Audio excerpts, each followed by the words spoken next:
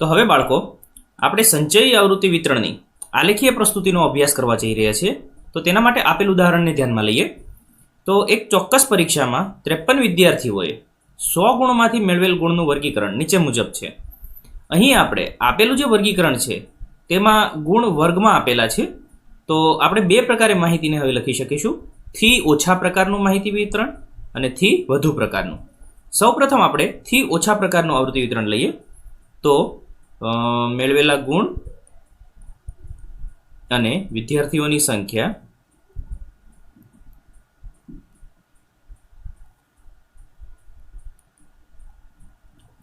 તો જ્યારે પણ થી ઓછા પ્રકારનું આવૃત્તિ વિતરણ લખતા હોઈએ એ સમયે આપણે ઉર્ધ્વસીમાથી ઓછા બિંદુઓ લેવાના છે. તો અહીંયા આપણે લઈશું 10 થી ઓછા,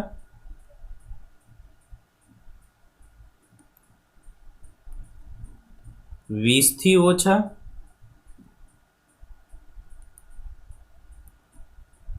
30 થી ઓછા, 40 થી ઓછા, 50 થી ઓછા, 60 થી ઓછા, 70 થી ઓછા,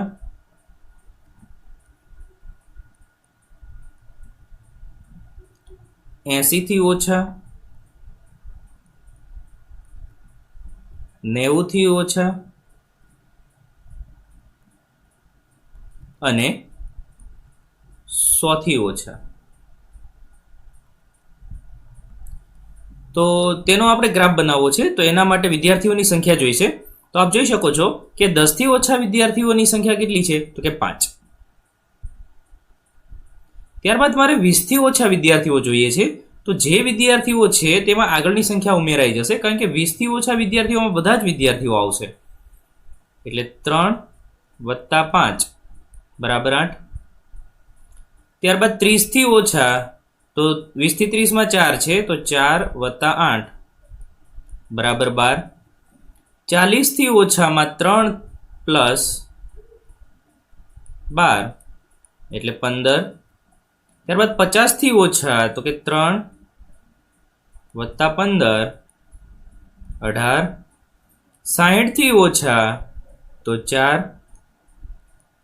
+ 18 22. 70 થી ઓછા, તો 7 + 22 29. 80 થી ઓછા, તો 9 + 29 38. 90 થી ઓછા, તો 7 + 38 બરાબર 45. અને 100 થી ઓછા, તો 8 + 45 બરાબર 53. આમ આપણને કુલ વિદ્યાર્થીઓ 53 છે. તો અહીંયા આપણે સરવાળો કરીશું તો પણ 53 મળશે અને આપણને 53 મળે છે. હવે અહીંયા જે બિંદુઓ છે તે આપણને ગ્રાફમાં આપણે દર્શાવવા છે. તો કઈ રીતે બિંદુઓ લઈશું?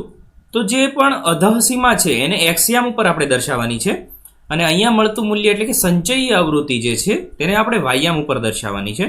તો બિંદુઓ લઈ શકાય 10 અને 5, એ રીતે 20, 8, 30, 12, 40, 15 એક્સયામ ઉપર અધઃસીમા આવશે અને વાયામ ઉપર સંચયી આવૃત્તિ આવશે. તો તેનો આપણે ગ્રાફ બનાવીશું જે આપણને આ પ્રમાણે મળશે. તો અહીં આપ જોઈ શકો છો કે એક્સ અક્ષ ઉપર આપણે ઉર્ધ્વસીમાઓ લીધેલી છે અને વાય અક્ષ ઉપર આપણે સંચયી આવૃત્તિ લીધેલી છે. ત્યારબાદ જે કંઈ પણ બિંદુઓનું નિરૂપણ આપણે કરેલું છે, તો પ્રથમ બિંદુ આવશે 10 અને 5, તો x10 ત્યારે y5. ત્યારબાદ 20 અને 8, તો x20 ત્યારે y8.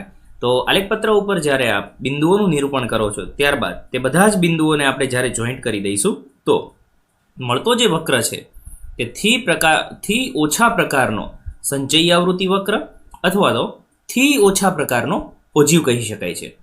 આ જ માહિતીને આપણે થી વધુ પ્રકારના સંચયી આવૃત્તિ વક્ર પર દર્શાવી શકીએ છીએ.